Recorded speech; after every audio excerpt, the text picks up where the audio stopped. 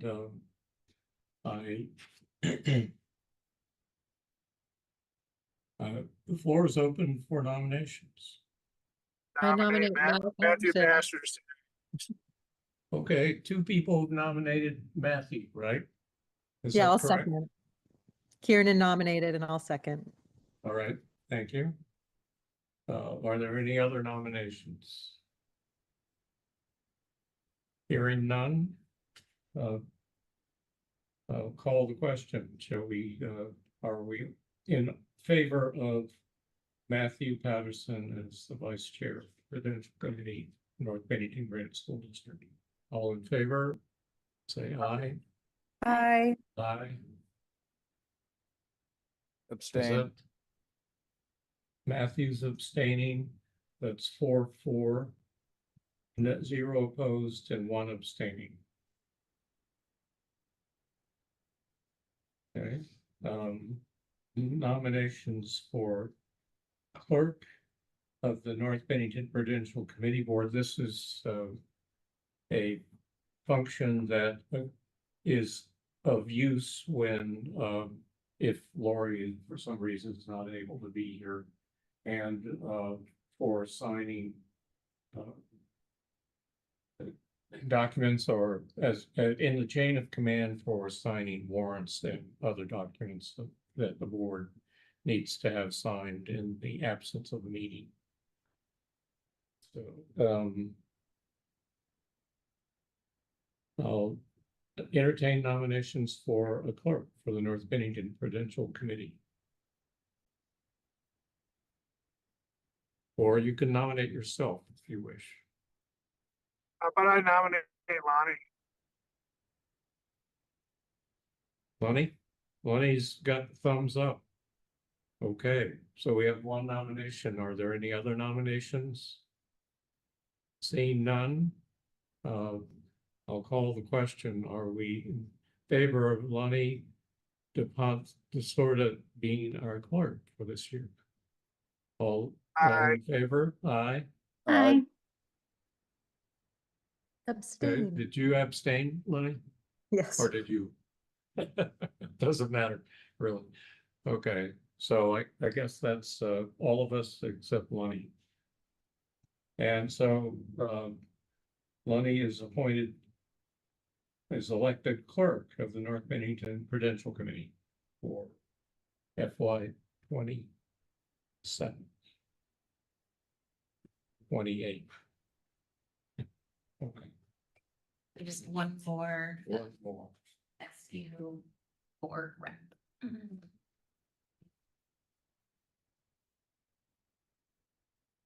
Nominations are in order for representative to the Southwest Vermont Supervisory Union Board of Directors from the Prudential Committee. We only have one member. I've been that member for a number of years. I nominate I'd like Red. to serve again, but we'll see. I'll second. Gonna get Matt? Can't hear you, Matt. I'll second the nomination for Ray. Who made the I first? think Lonnie did. Okay. Oh, I thank you, Lonnie. nominated you, Ray. Yeah. Okay, thank you, Lenny. I didn't see it, so. So we have a first and a second for Ray Molyneux to serve as the North Bennington Granite School District Prudential Committee representative to the SBSU board. Are there any other nominations? Seeing none, I'll call the question. Are we in favor of said Ray Molyneux being the representative to the SU board? Aye. Aye. Right, that's, I'm abstaining here, so that passes 4-4 and 0. Okay, And then committees, I know there are committees listed there. yes, But we haven't really been running. Well- If a facilities committee, maybe, I'm not sure how you want to handle that. If you do it. well, our own committee, our own facility committee is just gonna be the whole board anyway. Yeah. The policy committee is an SU committee. Kieran served on it for a while. I was serving last year, but there weren't very many meetings. I only went to one or two. And, but at any rate, if someone would like to volunteer to be on that committee, it's unfortunately a little bit irregular in meetings, but there are meetings and it can be interesting to have the discussions around policies. Most of the policy work is revisions of older policies that need updating. Some of it is for policies that have to be corrected or changed, or new policies because the legislature votes for new particular legislation that needs to have policy attached to it for the school boards. Yeah, I don't see any volunteers. I can share that the meetings weren't as numerous this past year because we contracted with the Vermont School Board Association to do an audit of all Yes. of our policies. So they went through that process. And I think now that with board reorganization, that process, or the regular meetings will start again. Renee, Well, how, now you're dissuading people. well, that's, so my question, I'm possibly willing to volunteer. My question is how often those meetings are, just because I'm also a member of another board for the town of Bennington. So I'm just reticent to load myself with too many weekly meetings or Okay, monthly. the maximum would be once a month. And Okay. that's usually at the beginning of the month, Monday, yeah, I think it was the first Monday. of first the month. Monday of the month. At what time was Oh, 5:30 or 6? I thought they started at 4:30, maybe. 4:30, okay. And this is just a Check that. liaison from our Prudential committee to that SU policy committee. Mhm. Yep, So essentially just garnering that information. I'm just bringing that information to, if I were to volunteer, just bringing that information from there to the board. There isn't more well, of an active. yes, but you are a participant. Okay. And you can certainly be studying the policies and offering your comments. Okay. I've certainly been an active participant when I've been. I'll So nominate, I'm interested in volunteering. I'm wondering about the protocol. If for some reason, like, is there a way for us to, at a board meeting, like change over who our representative is if it Yes. becomes, okay. That can Then I happen. will, for the time being, volunteer for that. I'm happy to take that on for now. All right, well, Testing the limits of my capacity, I suppose. we're not gonna vote on this. I'm just gonna say, that's fine. We'll appoint you. And, can we make certain that she gets meeting notices, please? Sure. Thank you. Thank you. Thank you for volunteering. thanks, Lenny. The next committee assignment is finance. This is the SU finance. Which we've been meeting as a whole We board. meet as a whole group, so I'm that person because I'm gonna be there for the SU meetings. And personnel, which is that hasn't met in some time. And that's a very rare occasion when there's a need for the board subcommittee to consider a personnel matter. Since I'm on the board, I'd be probably the person to do that as well. So I'm self-appointing myself to finance and personnel for the SU. And that's the end of our policy, our committee assignments.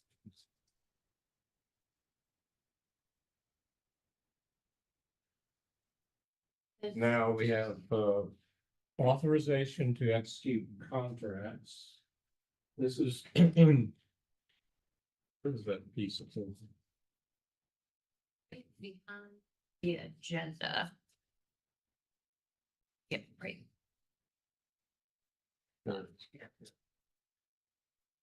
Okay, so now this is a an authorization for the superintendent or his designee to execute on behalf of the school district purchase orders, agreements for consulting services, grant agreements, other contracts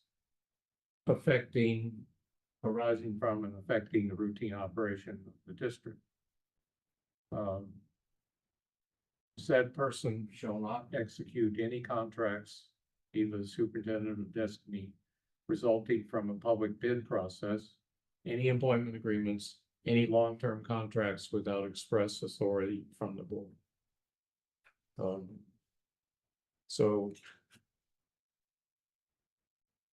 if I will put that forth as a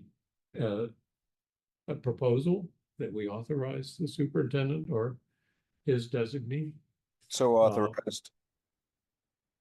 And I'll call the question and we'll vote on it. All in favor? Hi. Aye. Aye. Okay, that's all of us, I believe. Thank you. So that's that.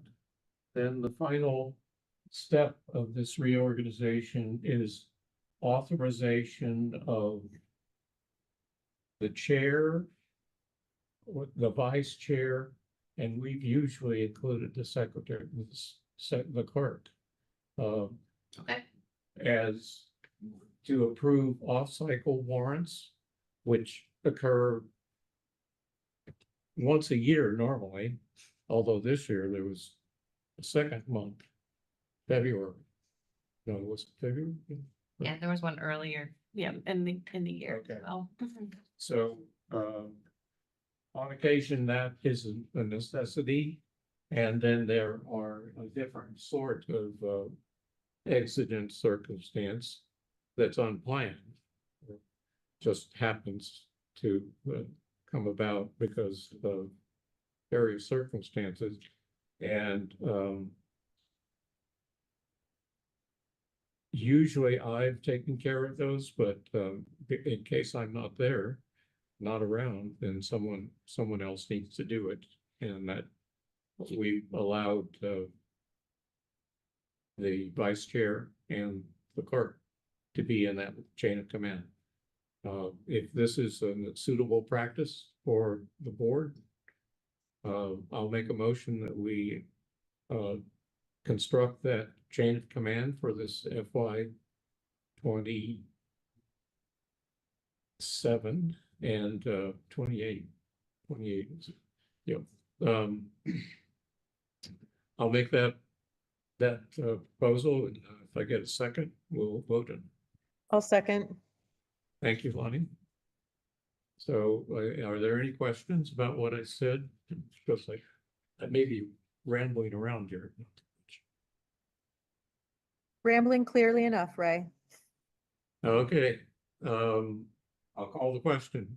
All in favor of that group of people having the power to, in order, depending on missing people to get down to all the way to the court, to execute warrants and other documents for the board? Aye. Aye. I think that was all of us, right? Did I hear you, Catherine? I'm not sure. Yeah, you heard me. Okay, thank you. Okay, so that is the end of our reorganization. And at this point, we enter the regular part of the agenda, which is our the normal agenda we have, and we have public comment, if any, and I don't see anybody to offer comment. So we'll pass over that. We go to the consent agenda that consists of the minutes and warrants, and actually we have two sets of minutes. One from Saturday, January 24th, and which was our adoption of the warning for the annual meeting. And One was for Wednesday, January 2014. Excuse me. Is it 24th or 14th? 14th. And those minutes were in the packet. Then there is additionally the warrant. The warrant includes the warrant for February, because since we had no meeting, I signed for that warrant so that the bills got paid. So both February's warrant and the billings for March are in this warrant. So it ends up being a giant total of 700,000, was it? $720,802 rounded up. But a portion of that, $100,000 of that is just moving Right. money. Yeah, and right, as Renee said, there's $100,000 that's not actually going paid to anyone, it's moving accounts, and I'll let Doug speak to that. Okay, can everybody hear me? Mhm. All right, I'll do a quick introduction since I've never met Catherine before. My name is Doug Bugie. I'm the treasurer for the school district. I'm also the treasurer for the village of North Bennington, tax collector, delinquent tax collector. The list goes on and on. So we'll get you added. I did not, if you printed the packet, you have my report. I typically will send that out. So I'll get your email from Lori or Ray, so I can include you when I send it out. But again, it's always in the packet, so you have access to the report. And the report that I produce is the cash balance report that shows where we are with our account. So for a brief recap for everybody and for Catherine, we are in the process of switching banks locally for a variety of reasons. Our accounts now are with M&T and they are moving to the Bank of Bennington. So as Ray stated, we have a $100,000 check that's on the warrant, but it is not payable to anybody other than the district. So it's basically to establish the two new accounts at the Bank of Bennington. And you'll see in the breakdown, there's two accounts there. One will be an operating account, one will be a money market account, which is the exact same setup that we have at M&T currently. So it's going to be the same, the bulk of the money will stay in the money market, which earns more interest. And then on a monthly basis, weekly basis, however the checks go through, money will transfer from the money market to the operating to clear those checks. So to establish those accounts, we're moving 100,000, 75 will go into the money market, 25 will go into the operating. So this is step two.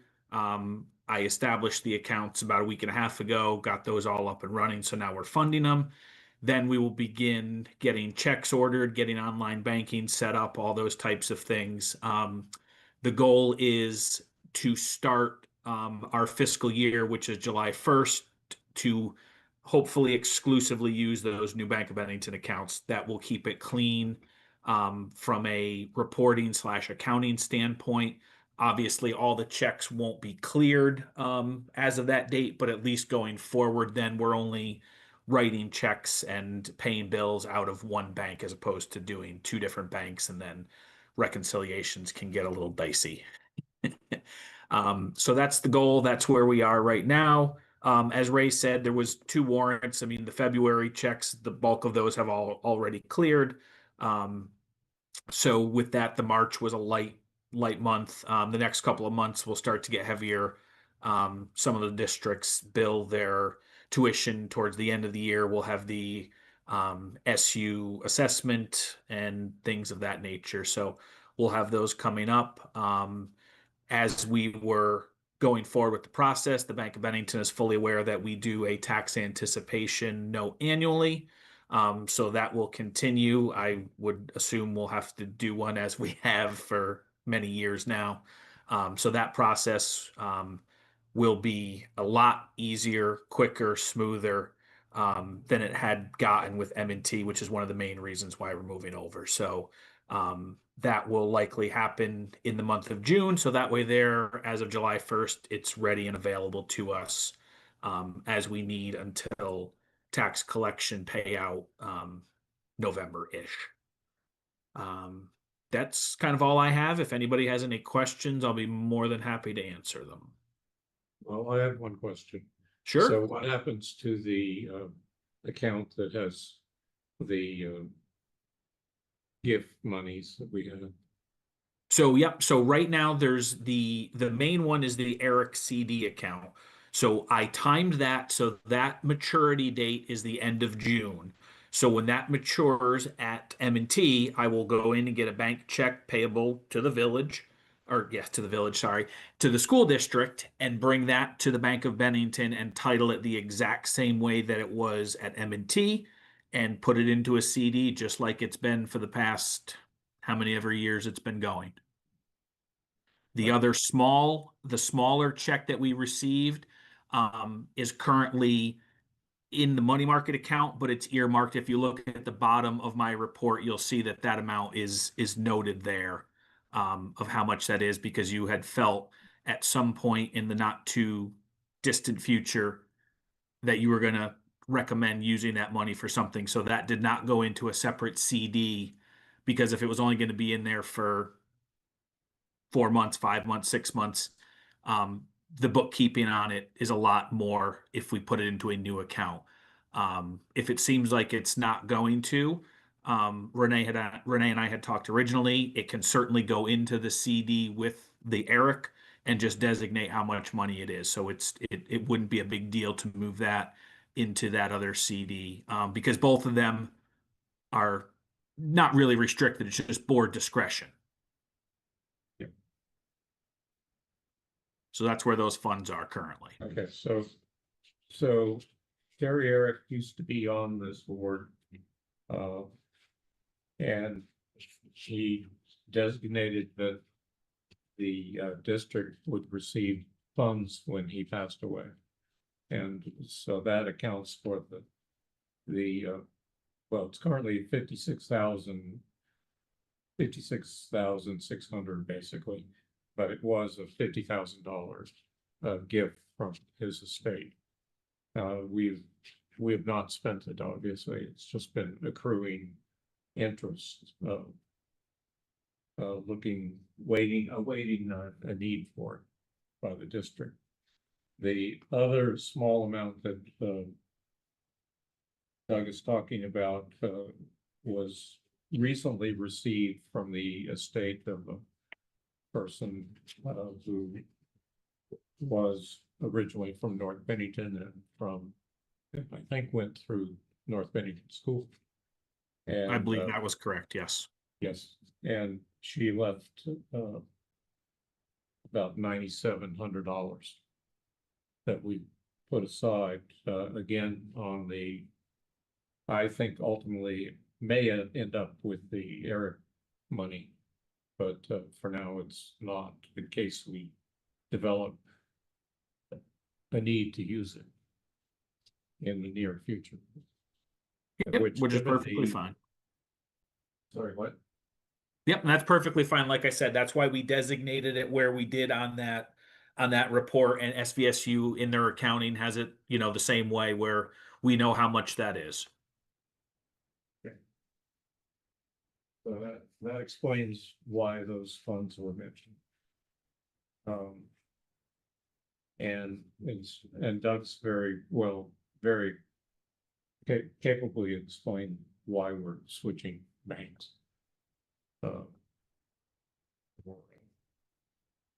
Smoother functioning in those banking operations Exactly. Yep. that we do.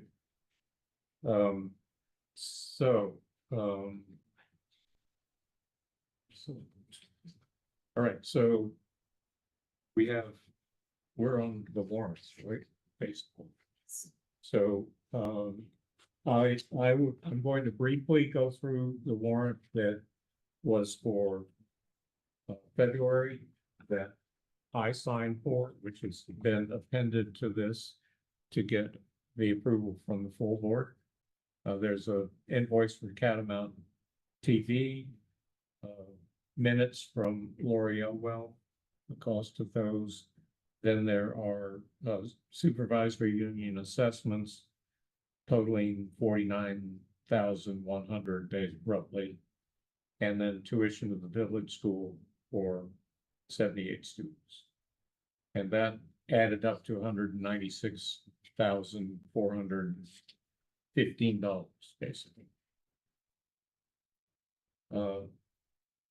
That then there is for this warrant for the current month. There's a payment to It's a payroll. payroll. Yes. It looks a little bit different than what we're used to seeing for the payrolls because there's an issue with our software, Power School connectivity. So we mocked that up to try to make it look like what it normally looks like, but I think it's Doug's compensation. That's my quarterly. Yep. Yeah. Because mine goes quarterly. Yeah. And that's about just under $3,000. And we have a bunch of tuition payments to Arlington School, to Grace Christian, Highland Hall, Maple Street, North Bennington. Oops, no, sorry, skip that. That's the 100,000. Sacred Heart, Southshire Community School, and Southwest Vermont Union Elementary Schools alongside the Village School of Bennington. I'm not going to total that up in my head. It's quite a lot. And payment to Pam Weber and Lori Elwell for the poll work last week. And then meeting minutes for Lori plus supplies and the other materials used in the preparations for and the running of the election. And another poll worker, Heather Bullock. And that totals up to, with the 100,000 for the transfer of money funds from M&T to the Bank of Bennington. I just have a total fund, total report. Oh, five, sorry, I'm reading the 5 as a dollar sign. $520,824 for this month's warrant. Plus. Oh, yeah, and then there's a separate warrant for the ballots. Yeah, there's a separate warrant for the cost of the ballots, which gets split out by the Cassie at the town of Bennington. Actually, Kayla Oh, now, Kayla, Cassie, yeah, that's right. Cassie Oh, retired. Cassie, yeah. All right, thanks. All right, so that accounts for everything that's in the warrant of $720,802.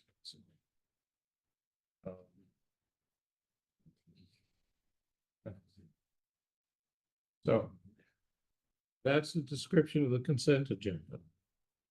I hope that all of you have looked at the documents that were in the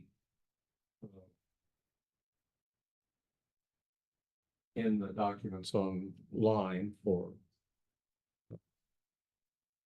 this meeting, and so unless there are any questions, I'll propose that we approve these 2 warrants. Or these Motion 3. to approve. Need a second. Well, I made the motion, so you're second. Yeah. Okay. So, any questions? There could be some, so speak up if you have any. So, no questions. All in favor of approving the consent agenda? As Aye. all in favor, aye. All right, is that everyone? Yeah. All right, we're done with that. Consent agenda. All right. If Finance anybody report. doesn't have any questions for me, I'm going to jump off. Yes, thank you, Doug. Have a good night, Appreciate your everybody. time. Yep, good night. Finance, there's nothing in finance to report. You don't have anything to say to? Really? You can be silent. Policies, none. Superintendent report, none. This is- The only thing I actually have to share, or just as a reminder, I'm not sure how it got communicated. There's a legislative breakfast Monday morning here, Yeah, in this room at 8 AM, for anybody who wants to come. it's Monday. Yes. I did not know that, actually. Anybody likely to come from the board? Well, no, probably. Except me. Maybe I'll make it. 8 o'clock. 8 AM, Monday morning. Is there actually gonna be food? Yes. Light refreshments. Yeah. So any of you are welcome to come if you can come. Is it on Zoom? Is it- There is a Zoom link if anybody wants to Okay. join remotely, we can certainly share that. I know it did go out to all of our legislators because we do have a couple that typically do join remotely, but we can certainly share that if Right. anybody's interested. Yep, since there may be some talk of Act 73. I will try to go and, perhaps Lenny has the time to do it, I'm not sure, but 8 o'clock, probably not, because that's kid time. I could try and get onto the Zoom. Yep, okay, It'll be tight with getting the kids off to school and whatnot, but yep. Well, can we make sure that Zoom link gets sent out to us? Sure. Yeah, I would Okay, like thank that. you. If possible, I could do it remotely. yeah, I don't know if, how difficult is it to post questions on the Zoom, get them? Not too, We'll have everybody up on the screen just like this, and Tim normally will kind of open it up at points, and people can certainly raise their hand if they have questions, and I think it will identify numerically like who's in order of that their hands being raised, so. okay. So, perhaps some of us will be there and we can, I will be here in person. I'll come to it in person. Thank you, Ray, for doing that. I'd appreciate anybody who can come and listen and ask the question if you have one. And, Lenny, if you can't make it, maybe you could get someone from South Shore that, I don't know, Yeah, well, what I'll do is as soon as I can have the link, the Zoom link to it, I will forward that to the South Shire Community Group message. And I'm sure either someone from the board or another parent will come in, Yeah. because everyone there is very, if nothing else, then I can act as a liaison for South Shire as well and take down Right. some of that yeah, information. And I'll let them know. It's this Monday, the 16th? yes. Okay. Yes. I'll reach out and see, if anyone who can't be there has any questions. Right. I'll try and do that as well. So, the last item on our agenda, really, it's not really business since I don't think there's any decisions that we'll be making. But we have had a habit of sort of reviewing the election, which was, and possibly the actual floor meeting. And I welcome comments, or maybe I'll make one first about the turnout. The turnout was pretty low. There was only 210 votes, I think. And My question was about the turnout too, Ray, and do we think that the snowstorm that day had affected that at all? Because I remember at one point, after I went and voted, I was like, why don't we have any signage out? And then I saw the poor little sandwich board sign and it was just completely covered in white snow and invisible. So I snow. went and cleared that off. But yeah, I had questions about disseminating voting day info a little bit better in the community, or if that particularly was because of a weather-related. Well, Low material was left all over the community. And there was a good crowd at the floor meeting. And I believe this was Lori were telling me that was it you, Lori, that said that it seemed like that wasn't mostly parents. No, Usually we have a good crowd. there were very few parents that came to vote. It was interesting because Pam mentioned that to me. So I went through the class list the following day of people I remembered and people who asked me for absentees. There were just a handful on maybe 10 parents who voted, and the rest were community members. So they were not parents in their voting. There were not school, it was really pretty scary when I thought about it, when, and went through the class list, and because I was there for like 14 hours. So, And yet the budget passed 4-1. right. Yeah, 85% for the budget. I mean, But Matt, what I was thinking about is a lot of the people who voted, the absentees were all generally elderly people who were worried about getting out. And I would say that would be the case for people who came in as well. And those people aren't going to be here for a long time.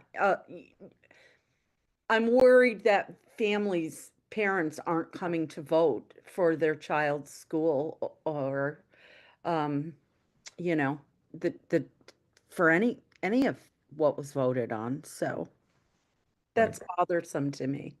I don't know how you change that. I mean, we sent home, Sherry did multiple e-blasts out to the families. We sent home, every student got packets with the reports in it, with the school report in it, those nice school, we sent a village one to them as well, so lots and lots of things went out. Plus, there was all, there were the annual reports and other documents that I spread around the community in the places that I would normally spread them.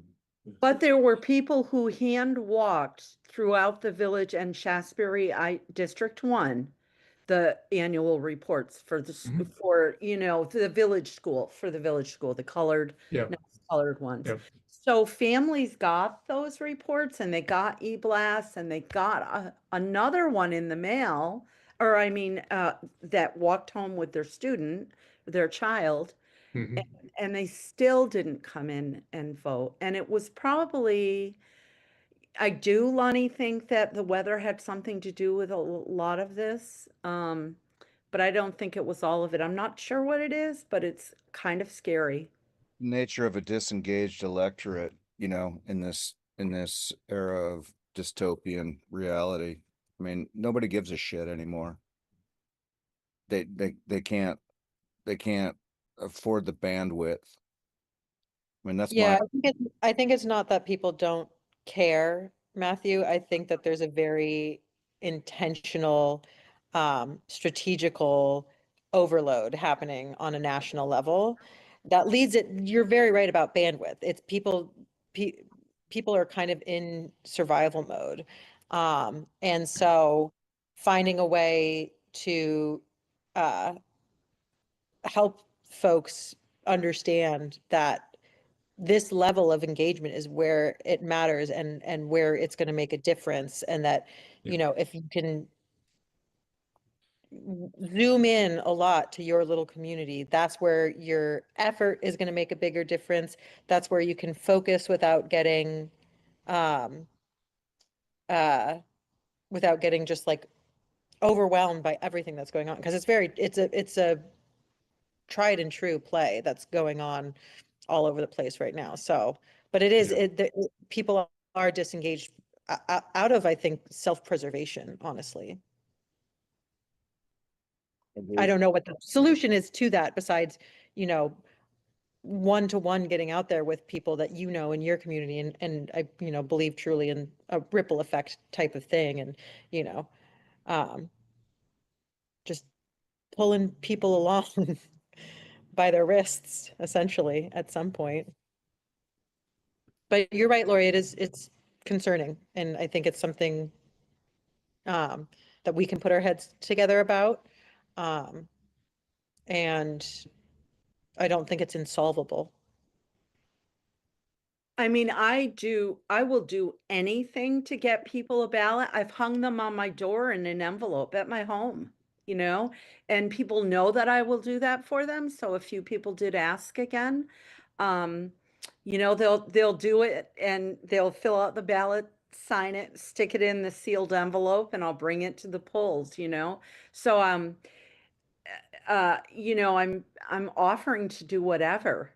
And some people will take me up on that, but Well, yeah, again, I was, did get like 9 ballots on the following day, after the vote. So I got like 9 ballots came through on the Wednesday, but our postmaster brought over any ballot that was in my box at the close of the day on Tuesday.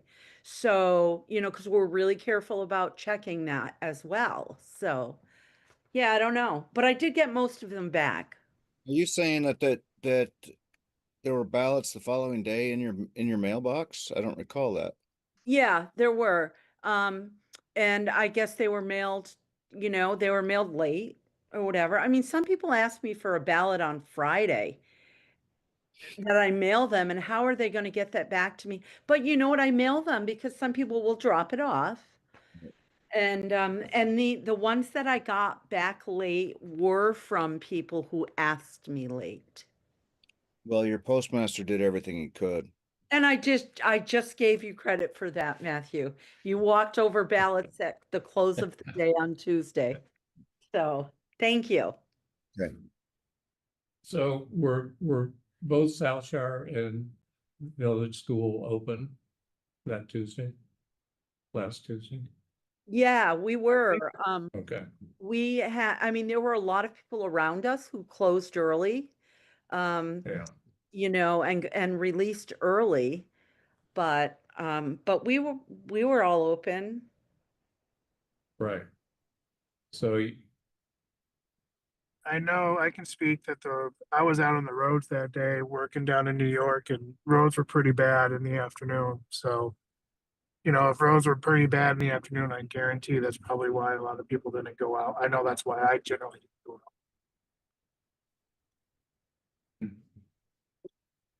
So, well, yeah, well, I was going to say, well, maybe we should have closed school that day and just make a point of calling a celebration of our right to vote for the school budget or something. But I don't know. on the other hand, Ray, people who came to vote are like the few who came that have children in our schools stopped on their way after they picked their child up at school. Or so will they even go out if they don't have to bring their child to school? That's another way to look at it. I don't know if that's a good idea. I do know from a parent's perspective that there's a lot of people, if they have a day job, it doesn't particularly, they're not going to necessarily come in during the hours that they're in school, but there's a lot of parents who have more flexible things like me, and it makes it easier to be able to pop over while the kids are in school to get that done. Um, so I also don't know. I mean, what Kieran said rings true to me, because that's when Laura, you first sent over the results, I think I responded immediately. Do you think the Yes, I voter saw turnout that. was so Yeah. low because of the weather? Because I was Yeah. so surprised, Right, because normally we have a decent amount more than that. right. Um, I don't know if it's been trending downwards, because this is really the only second time that I've been looped into what the actual poll numbers were. It's up and I down, mean, but, this year was about but half, I think, of what last year was. Yeah, that's what it seemed like. probably about, um, you know, And Bennington's results for the voters who voted at the depot for the Bennington vote were also down, you know. And it was funny because they had fewer absentee ballots than I did. I sent out more absentee ballots than the entire town of Bennington did, which is kind of interesting. All right, would there be any way to get the results of what they had at the firehouse that day? Oh, sure. I mean, I can ask Kayla how many people were, how many You know, voters like they year had. over year, if they saw the same, Yeah, drop as like what we did, I would yeah, that would imagine, be really, I would imagine they probably had a similar turnout yeah, compared to what we did. yeah, I would agree with that, but I'll ask Kayla just because it would be interesting to know. Well, there also So- wasn't really there wasn't anything too controversial unless you consider a budget. Sometimes there's something more, I don't know, important on the March ballot. Right. But what actually brought the SVU ESD budget down? It was 18 votes. 18 And was that Bennington voting it down or? with the union, both of our union school districts, the results cannot be released Disaggregated? by town. They have to be commingled and reported as a whole. What? So no one actually knows that? Well, the clerks of the individual towns probably know, but they're not supposed to release that. Mm-mm. It was my supposition that it was Bennington voters, but because they voted, they voted down on middle school loan every time. And it was only the fact that outside towns were willing to go for it. Just speculation, Ray. Yeah, it's just speculation. So I don't know, I don't know what created that situation, but it was a low turnout. That's probably part of it. So Because, what comes of that? nay voters may have been more motivated to express their opinion. I don't know. Do they have to restructure their budget and put it forth, They have to change it, right? or Yeah, it'll choose be not Tuesday to? night. Tuesday night, It'll be fun with the SVU ESD board meets, yep. To they'll reorganize have and to make a decision and probably lop a little bit off somewhere, right? Okay. And then what? A vote when? they'll need to determine that. Hopefully they'll decide to do it within a time frame that's tight enough that we can have one vote in case it goes down again and have a second one before the end of June. Right, give yourself a chance. If you want to see low turnout, check out that next vote. Yep. Yeah, right, really. Hmm. Okay, so that's votes. As I said, the vote for our budget was one. It was 210 votes total. There were 30 against, so it was 180 to 30. 175 to 20, somewhere in that range. I calculated that this is like 85% positive. Well, that's the best we've done ever, probably. It's the high end, yes. But based on the chart that I displayed at the floor meeting, which I hadn't updated. But the average positive rate has been in the mid-70s over the 13 or 14 years. This would be the 14th vote, I think, that we've been operating in the way that we're operating, which now I'm going to take a little bit of time to, because Kate is new to this board. And I didn't do this when Lenny got on the board, but I assumed that there'd be osmosis, I suppose. But you know, we set, just to describe what we set up when we moved from operating the school, the North Bennington Graded School, to not operating the school, and the village school opened up, and the option was available for parents to make choices of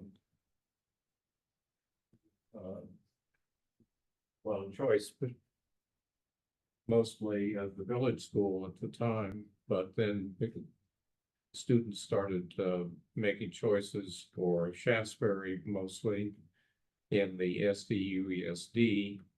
It was originally Shaftesbury per se, and then because of Act 46 became the SDU ESD, and for other independents like Highland Hall and Southshire, and later for independents such as Sacred Heart and Grace Christian and Maple Street in Manchester. And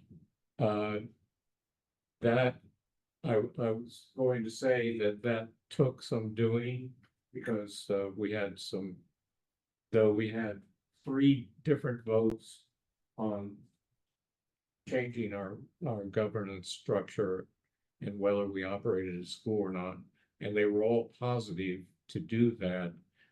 There was shenanigans by the state board that created the second vote, or else it would have been done a year or so earlier. And the way in which we set this up was that we leased our building to the village school as a place to operate a school in, because it was a school building. And we set up a lease arrangement that there was a certain amount of lease to be paid annually, and that money would help the district pay for expenses of the building that were the district's, not the tenants, to pay. Those mostly roughly divide between the structural parts of the building and the infrastructure that's required for a school to operate there, and the operating expenses for oil, gas, electric, and all the supplies and so forth that go into operating a school these days. We also set up a tuition agreement that was structured to define a relationship between the school board and the village school, such that it bound the village school to operating completely as a public school with respect to things like special education, and also set a tuition rate for observing those conditions. Now, those conditions have been broadened by the State Board of Education after Act 46, really, right? Sometime after Act 46, between 2016 and 2020, they worked on the State Board of Education, and the Agency of Education worked on changing Rule 2200, which is the rule that deals with independent schools, to create conditions that require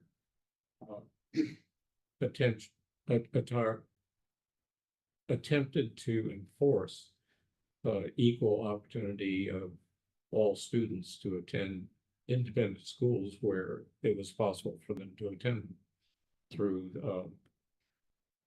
non-operating districts like ours. And that tuition agreement is still the basic tuition agreement we had in place. It just, we alter it annually to accommodate the tuition amount and, yeah, that's what basically changes there. And, with respect to public schools that, students attend, which would be, originally was Shaftesbury School, but now it's Shaftesbury School as a member of the Southwest Vermont Union Elementary District. Some students have chosen to, because they've moved into the district after their children started, perhaps, at, say, Molly Stark, Bennell, or Pownell, have moved into our district, and they've become eligible for that choice, and they've chosen to stay where they started schools. And finally, then, I covered all bases. No, I haven't. And then, students that chose Highland Hall, South Shore, the largest number of students other than the village school and SVUESD is South Shore. And, we continue to operate on that basis of funding tuitions for students to go to those schools. Now, with respect to the public schools, we pay what the public schools ask us to pay, and that is set by allowable tuition rates, which are calculated by the state. Or do you calculate them in the state? We do announced, and then they come back with Okay. allowable. Okay. So that has made a difference in one particular case for us. Yes. And so that is determined by statute. Statute also says that unless the community votes otherwise, independent schools are limited to the state average or the grade levels. And so that is what we will pay for other independents. And there's quite a wide range there, because you have Sacred Heart and being I think they're the lowest charge we have. And Grace is not much higher, and Highland Hall was right in that range. And then South Shore is at state average. And the village school we put on the ballot for above that average. Are there any questions about that? And I guess my question is, I've never asked this really, but I've assumed it was true, is that are we still happy with this particular structure that we have?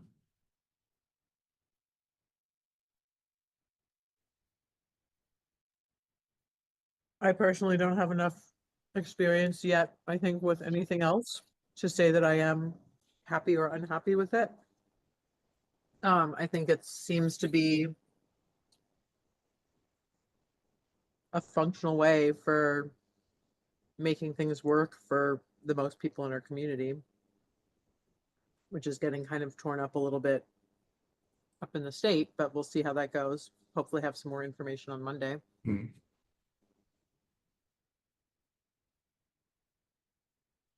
I would have taken it that everybody would reply basically that they were, but you know, it's quite possible that since we don't know what's going to happen with Act 73, and there's strong differences of opinion at the legislative level. And although I read yesterday that there's some movement of the House Ed Committee toward looking into the community CISA, what's it? Community Educational Support. Oh, the BOCES model? Yeah, the BOCES model, yes. Yeah. And to maintaining some supervisory unions, which they were Conlon was trying to do away with entirely. And the Senate type has its own district map, which preserves supervisory unions where they're currently in use, basically, and allows for continuation of, which would allow for continuation of North Bennington as a district with non-operating status. And Sandgate as well, which is the other district in our SU. So, yeah, we've been trying to enforce, to make clear to our legislative delegation that that's what we want to do. And so that's why I asked whether we're supporting this. And if they do away with this SU or a successor SU that would be larger, encompass maybe Manchester as well as ourselves, or even further afield, then we probably continue the way we are. Otherwise, we might find ourselves faced with the prospect of actually losing school in our village. And we might want to think about what's going to happen, what we want to do. I don't know that we can do much real positive calculation of it until there's actually evidence that it's going to happen. But I'll stop talking. Yeah, people need to wake the hell up about all this, but I'm confident that they're going to capitulate to the norm that exists in some of these communities. They don't have the will to eliminate these structures, but it's scary. If their motivation is, well, I don't know. I think we'll be okay, but I think people really need to follow this closely. I think we're in a unique situation where, yes, you could combine our SU with the Manchester SU such that preserves Burton, because they're going to definitely preserve Burton, and the other legacy independents, but we're close enough that I think they could just fold us into that and it'll work out. But not that anybody's watching this meeting, so you know, if they were, they should be paying attention. Well, Sometimes I That- feel a little bit though, like as a board, it's not necessarily that it's not other community members' jobs to pay attention, but I think we can work together to try and pay attention for them and bring that information to them. That's what I see sometimes, like when we are Ray is a liaison to the SU and he comes back and brings that information to us, or if I'm volunteering for the policy committee, it's a lot for people to follow. There's a lot of meetings going around. There's a lot, I mean, even at the floor meeting, the legislators being like, yeah, we don't know like trying to get any information from them. And they're like, we don't know what's going on. So that can be disheartening for people. It's that thing where the overwhelm is intense. So I think we have good work to do to be paying attention and trying to bring that to the forefront in our communities. Yeah, okay, so there's an information part, but there's also, I think there's somewhat of a lobby effort. I mean, from just my perspective of watching the Rural School Community Alliance group, they have been very active in this. And even though some of their members are definitely not in favor of independent schools, the leadership realizes that they're going to have to be supportive of independent schools because they want to, that is beautiful, it's going. They want to maintain supervisory unions where there are supervisory unions, because the supervisory unions and the smaller schools that are working to remain viable are pretty much in the same area as the independent schools across the state, which is sort of diagonally from southwest corner up to the northeast corner.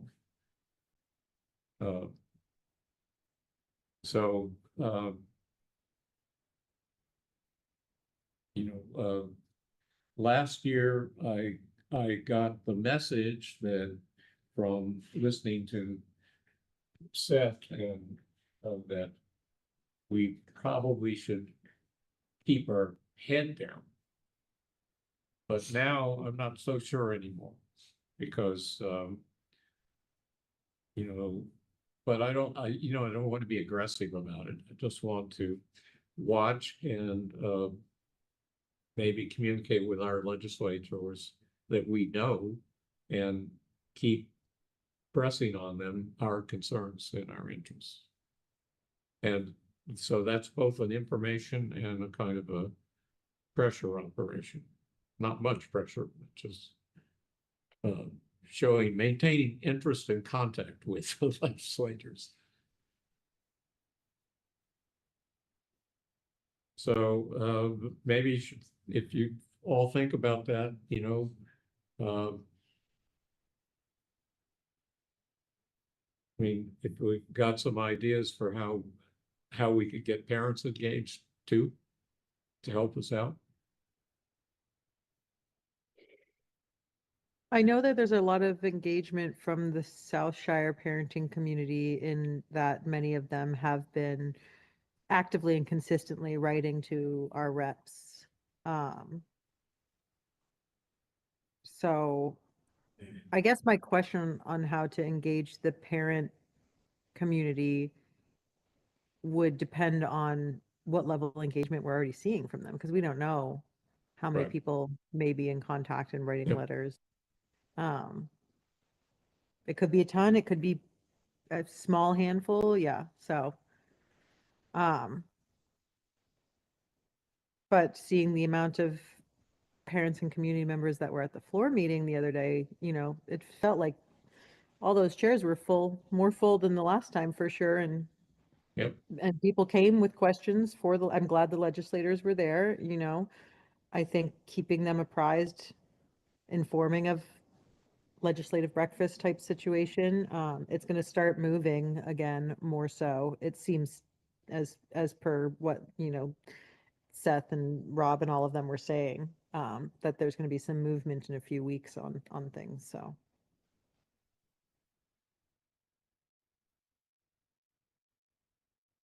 Well, so if I could sort of impose on Lonnie to make, keep me informed or keep the board informed of South Shore parents, that interest group there. I think that would be useful to know what's going on there. And then, the rest of us probably need to see if we can't, help Tim Newbold out in terms of his efforts to work with legislators and, his activity on the visa board.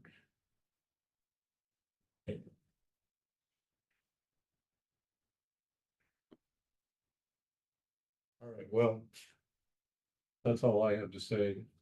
If, anyone else has anything to say? Quick. Otherwise, we'll adjourn it. You have one more item on your I do. report, your regular meeting schedule and time for the coming year. Well, okay, so is 5:30 okay with all of you? 5:30 is fine with me. It works for me. Matt, that's okay with you? Matt, you're muted. Okay. Karen? I'm good. I can just Okay, take it on the road if need be. and Lori is okay? All right, good.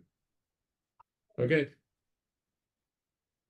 And that's, we aren't going to change the day of the week and the day and the position in the month, which is the second Wednesday of the month. Unless we have a reason to do that, which usually we have a reason to do that, in December and January when budgets are being put together, so. All right, so I entertain a motion to adjourn. So moved. Second. All right. All in favor? I know you're all in favor, so. Bye. Bye. Bye. Bye, everyone. Good Bye. night. Bye. Have a good night. Recording stopped. Okay.